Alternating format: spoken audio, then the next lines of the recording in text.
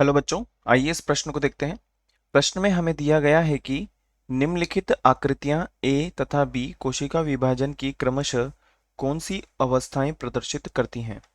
अब यहाँ पर हमें चार भिन्न भिन्न विकल्प दिए गए हैं जो कि आकृति से संबंधित हैं और हमें ये बताना है कि यह किस एक तरीके से कहा जा सकता है कि जो कोशिका का विभाजन हो रहा है उसकी कौन सी अवस्था को प्रदर्शित कर रही हैं। सबसे पहले हम बात करेंगे प्रश्न से संबंधित मुख्य अवधारणा के विषय में। मुख्य अवधारणा जो कि संबंधित है कोशिका विभाजन से। कोशिका विभाजन और कोशिका विभाजन की भी यदि हम बात करें तो यह हमें यहाँ पे दो आकृतियां दी गई हैं। तो इन आकृति के बारे में पहले हम यहाँ पे समझ लेते हैं। देखिए, जो ए आकृति है हमें वो दी गई है कुछ इस प्रकार से, और अगर हम बात करें तो यहाँ पर स्पिंडल है और यहाँ पर भी स्पिंडल है। और यदि हम देखें तो ये जो गुणसूत्र हैं, यह जो गुण सूत्र हैं यह अपने किनारों की तरफ आ चुके हैं। अगर हम यहाँ पर समझना चाहें तो इस प्रकार से हम इसको बना सकते हैं। ये थोड़ा सा छोटा हो गया है, इसको हम थोड़ा बड़ा बना लेते हैं। अगर हम बात करें तो आकृति ए में जो हमें दिया हुआ है, समझते हैं इसको हम। तो यहाँ पर स्पिंडल फाइबर बने हुए हैं और यहाँ पर भी स्पिंडल फाइबर बने हुए हैं। और यहाँ पर अगर हम देखेंगे तो गुणसूत्र अपने किनारों की तरफ पहुंच चुके हैं। और अगर हम बात करें तो ऐसा किस अवस्था में होता है, अगर हम बात करें तो यहाँ पर इस प्रकार से हम इसको विन्यासित कर सकते हैं। और यहाँ पे इसके चारों तरफ इस प्रकार से एक संरचना बनी हुई है।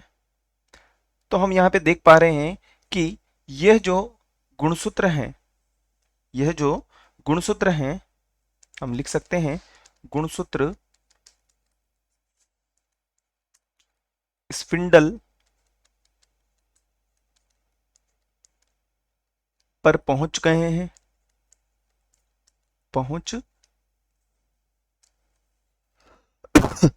माफ कीजिएगा,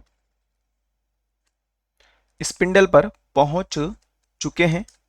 और यदि हम बात करें तो ऐसा किस स्थिति में होता है, तो हम यहाँ पर लिख सकते हैं कि ऐसा जो पश्चावस्था होती है, पश्चावस्था होती है उसमें हमें ऐसा देखने को मिलता है। और पश्चावस्था में भी हम एक तरीके से कह सकते हैं कि जो पश्चावस्था होती है,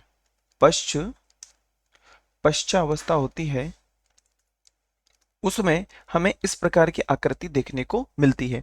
अब हम बात करते हैं आकृति बी के बारे में।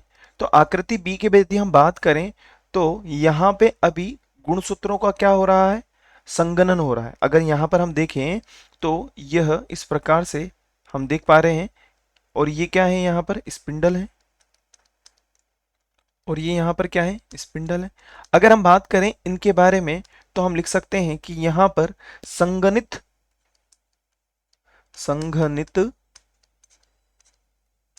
गुणसूत्र हैं। और ये गुणसूत्र अब क्या होंगे, मेटाफेज की अवस्था में आ जाएंगे। अर्थात हम एक तरीके से कह सकते हैं कि यहाँ पर यदि हम समझें तो यह जो गुणसूत्र हैं ये एक लाइन में हमें देखने को मिलेंगे और उसके बाद में यह अपने अपने किनारों की तरफ बढ़ना शुरू हो जाएंगे। अर्थात ये जो अवस्था है ये क्या कहलाती है हमारी, ये कहलाती है पूर्वावस्था। हम लिख सकते हैं कि पूर्वावस्था, पूर्वावस्था। और पूर्वावस्था अर्थात हम एक तरीके से कह सकते हैं कि जो प्रोफेज है उसके बारे में हम यहाँ पर लिख सकते हैं, प्रोफेज। अब हम बात करेंगे दिए गए विकल्पों के बारे में। तो आकृति ए मध्यावस्था संभव ही नहीं है मध्यावस्था से। तो आकृति बी हमें दिया, बी विकल्प की यदि हम बात करें तो अंत्यावस्था, अंत्यावस्था में भी नहीं है क्योंकि ये पश्चावस्था से संबंधित है। तो विकल्प बी भी हमारा जो है गलत हो जाएगा। अब हम बात करें विकल्प सी के बारे में, पश्चावस्था और पूर्वावस्था जो कि पूर्णतः हमारे प्रश्न की मुख्य अवधारणा से या हम एक तरीके से कह सकते हैं कि हमारी मुख्य अवधारणा की अनुपालना कर रहा है, और विकल्प डी भी हमारा उत्तर नहीं होगा। तो हम लिख सकते हैं कि विकल्प सी हमारे प्रश्न की मुख्य अवधारणा की पूर्णतः अनुपालना कर रहा है, अतः विकल्प सी हमारा वांछित उत्तर होगा। आशा है आप इसे अच्छी तरह समझ गए होंगे। धन्यवाद।